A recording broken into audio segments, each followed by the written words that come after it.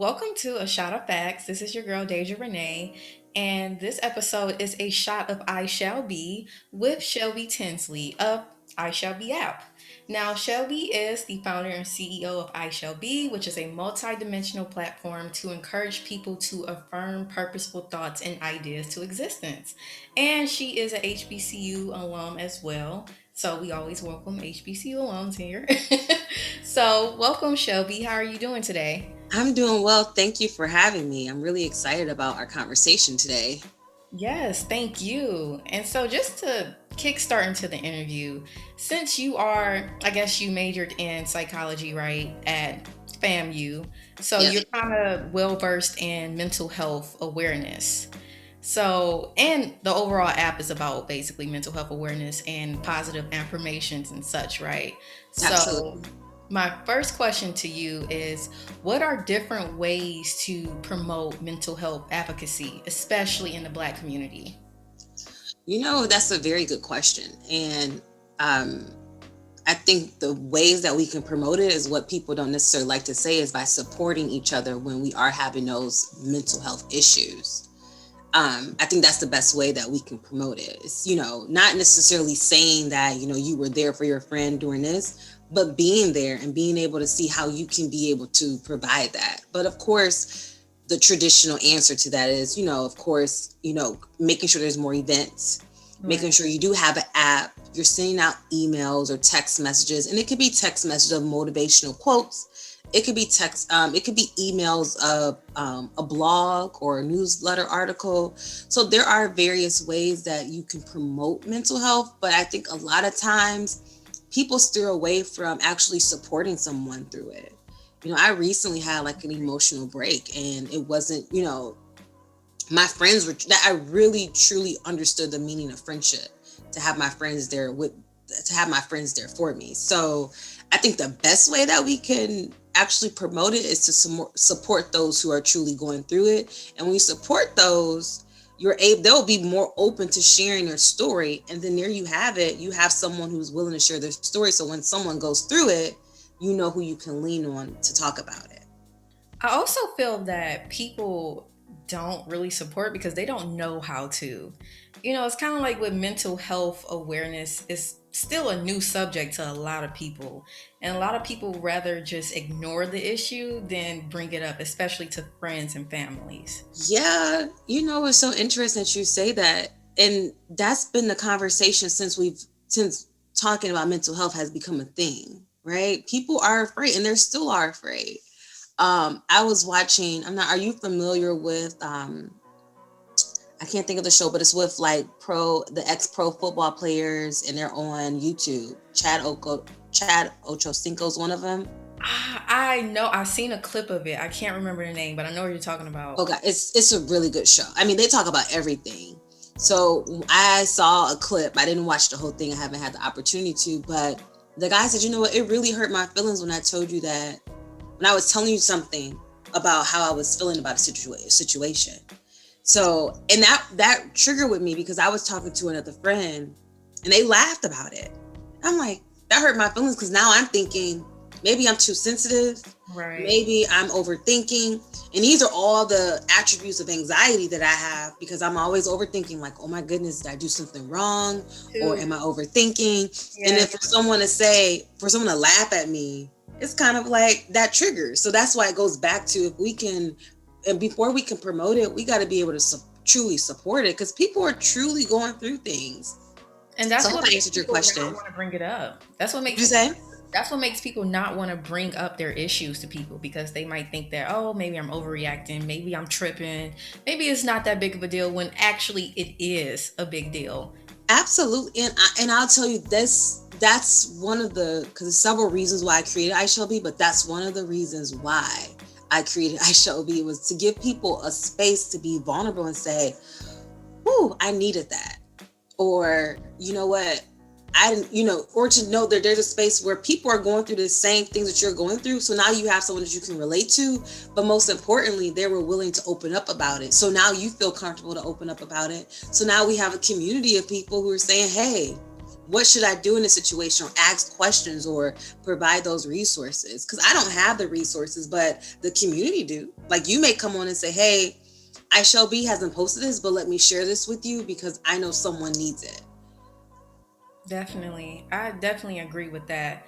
Now, since you mentioned kind of like a community effort, I wanted to ask you also, what are your thoughts about mental health and generational traumas, especially when it comes to overall communal efforts of awareness?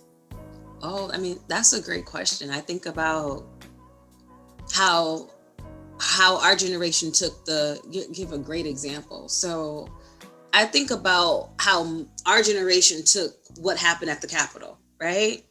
But then Right. I talked to my mom. My mom's devastated. She's like, I can't believe this is happening. It's like, think about the 60s and when the riots happened in the 60s, Right. and she had to live through that and, was terrified. So for that to happen at the Capitol, that was traumatizing. But a lot of people skip over how traumatizing, I'm just giving an example, and we talk about generational, a lot of people skip how that generation was impacted by the riots in the 60s. Right. So I think about how our generation took, we were just like, we just gonna watch and just say that ain't us. Whereas my mom's generation, they were really in tears because they were like, oh my goodness, this is getting ready to come to us. So I think I think that when we talk about that traumatized and we talk about the generation, like my mom's generation absolutely ignored mental health, Mine too. right? Whereas our generation is kind of like, we got to talk about it. If you're not going to talk about it, we'll find somebody. Or the popular one is that, my mom's generation is like, I'm going to go to church. I don't need a therapist. What do you need a therapist for? Exactly. Yes. And That's I'm kind of like, I need a therapist because maybe the pastor also needs a therapist, or the pastor isn't able to resonate with what I'm trying to, I feel like you have people who give great words, but doesn't make them a great therapist. And right. there's a difference. So absolutely. I mean, I feel like our older generation has experienced a lot and still experience a lot. Whereas we experience these things, but we know that, okay, we acknowledge it. Whereas I'm just, again, comparing my mom's generation, is that they're more so like going to ignore it. They're going to fight through it. I even think about, tell me if I'm rambling, because this No, like, keep going. this question gets me. So I think about the workforce. Yes, Whereas we're like, you know what? talk about that too. We Yeah. are not staying in this job. We're going to quit and we're going to figure it out. Whereas my dad was kind of like, you did what? You quit your job? Right. Why? I actually Why would had you a do it? mentor in where I work at now, because I was somewhat just expressing to her how I felt like I was done wrong in the workspace in one instance, and she just went off into this tangent like, "Oh, you millennials just always complaining, you're never satisfied," and it's like, it's not that. It's just I know my worth and we have a voice and we can express it now. I totally agree. The older generations definitely held their tongue back with a lot of things. I mean, they still do if they're still in the workforce. I mean, I've seen it firsthand. And I had to have that conversation before I recently quit my job. I was just, I can't take this abuse anymore. And at the point, looking back at it, I was being bullied at work, but I didn't want to vocalize that because I didn't want to admit, like, is this individual truly bullying me to the point where I'm getting ready to quit my job and risk my whole livelihood? Whereas, the fact that I even thought about it is like one thing. Whereas, again, we talk about the older generations, they'll fight through it. Right. So Which I feel like it's I still think what makes our generation, no, I'm saying I feel like it's a big what you say? difference between like just dealing with it and fighting. I feel like we fight in different ways, our generations. So Oh, absolutely. yeah, Oh, we absolutely do fight in different ways. But I will say is that our fight we'll show you better than we can tell you. yeah, So we'll like give it, what we'll do is we'll like fight, but we will do it in a way like, let me quit before I get let go.